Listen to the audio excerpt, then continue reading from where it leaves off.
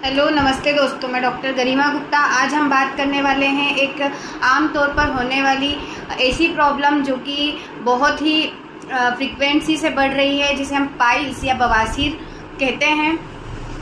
मेरा वीडियो उन्हीं पेशेंट्स के लिए कंसर्न है जो इस बीमारी से परेशान तो है, लेकिन साथ साथ में इस बीमारी को लेकर बहुत ही कंफ्यूज्ड में हैं, बहुत फियर्ड हैं। यानी उन्हें ऐसा लगता है ये बीमारी ट्रीटेबल है या सिर्फ सर्जरी से ही इसे ठीक किया जा सकता है। तो क्योंकि ये कंडीशन मेरे क्लिनिक पर अक्सर मेरे पेशेंट्स के साथ मुझे देखने को मिलती है, तो आइए हम इस वीडियो में जानते हैं इस डिसीज़ के क्या लक्षण हैं, क्या इसके कारण हो सकते हैं और इसे घरेलू नुस्खे के साथ, होम्योपैथी मेडिसिन के साथ कितना बेहतर तरीके से। आइए हम जानते हैं इस बीमारी के कॉजेटिव फैक्टर क्या है, इसके सिम्टम क्या है और होम्योपैथी मेडिसिन इसके लिए क्यों बेस्ट और बेहतर पैथी हो सकती है। तो हम देखते हैं कॉजेटिव फैक्टर्स क्या हो सकते हैं पाइल्स के। कॉजेटिव फैक्टर पाइल्स के ये जब भी रेक्टल वेन्स पर प्रेशर आएगा, उसी कंडीशन में रेक्टल वेन जो है वो एक वहाँ पर फूल सी जाएगी, बलून फॉर्म में प्रोट्रूड हो सकती है, वो बाहर एक मस्से के रूप में बाहर एनल रिंग से बाहर प्रोट्रूड हो जाती है। तो दोस्तों, एनल रीजन पर रेक्टल वेन्स का प्रेशर बढ़ने के क्या कारण हो सकते हैं? मेन इसके जो कॉमन रीज़न हो सकते हैं वह है कॉन्स्टिपेशन, यानी कब्ज बनी रहना, जिसके कारण आपके मोशंस यदि प्रॉपरली क्लियर नहीं हो रहे हैं, बार बार उसमें कहीं कारण बन रहा है, उसमें ज़ोर पड़ रहा है, जिसके कारण ये रेक्टल वेन्स फूल सी सकती है। दूसरा कॉमन रीज़न ये हो सकता है कि या तो वहाँ पे प्रेगनेंसी हो सकती है। मोस्ट कॉमनली ये फीमेल्स में प्रेगनेंसी के कारण बहुत बार पाइल्स की दिक्कत बन जाती है, क्योंकि बट ऑब्वियसली वहाँ पे एक स्पेस कम होने की वजह से रेक्टल वेन्स पर भी प्रेशर आता है, कॉन्स्टिपेशन भी इस कंडीशन में बना रहता है।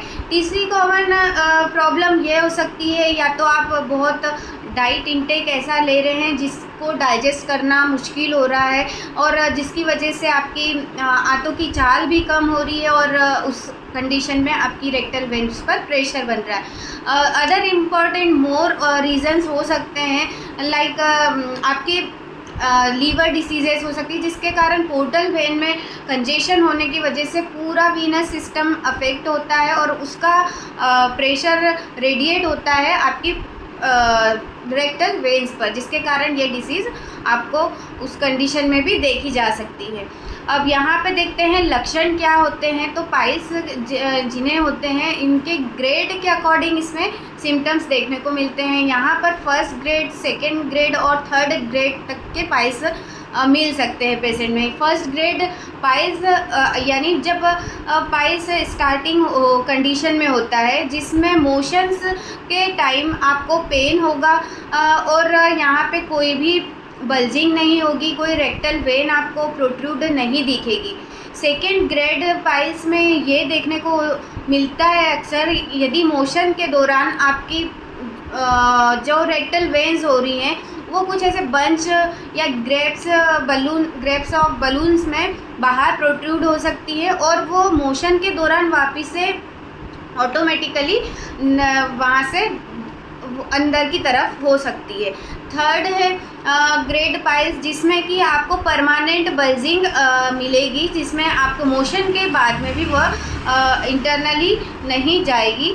उस कंडीशन में थर्ड ग्रेड पाइल्स होता है। अब यहाँ पे सिम्टम्स देखते हैं तो बहुत पेनफुल कंडीशन में पाइल्स की कंडीशन होती है। पेन बहुत होगा, पेशेंट्स में समटाइम ईचिंग हो सकती है और किसी किसी कंडीशन में ब्लीडिंग पाइल्स भी देखने को मिलते हैं। यदि ज़्यादा प्रेशर वहाँ पर हो गया है तो वो रप्चर हो सकती है वेन, जिसके कारण मोशन के टाइम पर भी ब्लीडिंग हो सकती है और समटाइम वो ड्रॉप बाय ड्रॉप बाद में भी ब्लीडिंग देखने को मिलती है। ये कॉम्प्लिकेशन और अदर डिसीजेज़ के फॉर्म में ना बढ़ जाए, इसके लिए यहाँ ट्रीटमेंट का होना बहुत ज़रूरी है। इस कंडीशन में होम्योपैथी मेडिसिन आपके लिए यूज़फुल और हेल्पफुल इसलिए है क्योंकि होम्योपैथी मेडिसिन्स यदि आप पेशेंट लेते हैं तो। नमस्ते, मैं स्मिता और मुझे काफ़ी समय से कॉन्स्टिपेशन की समस्या थी, जो कि पाइल्स की बीमारी ले चुकी थी।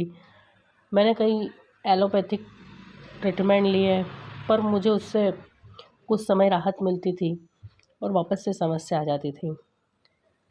और यही समस्या मुझे जब मेरी प्रेगनेंसी का समय आया, जब भी मुझे पाइल्स की और गैस एसिडिटी की समस्या बनी रही, तब मैं गरिमा मैम से मिली और उन्होंने मुझे सजेस्ट किया कि आप होम्योपैथी ट्रीटमेंट लीजिए। तो उनके सजेशन पे जब मैंने होम्योपैथी ट्रीटमेंट लिया तो मुझे पाइल्स गैस एसिडिटी में बहुत ज़्यादा आराम मिला और मेरे पूरी प्रेगनेंसी में बहुत अच्छी मदद रही होम्योपैथी ट्रीटमेंट की, और आफ्टर डिलीवरी भी मुझे बहुत आराम मिला। तो thank you Garima ma'am and thank you homeopathy, जिन्होंने मुझे स्वस्थ किया। धन्यवाद।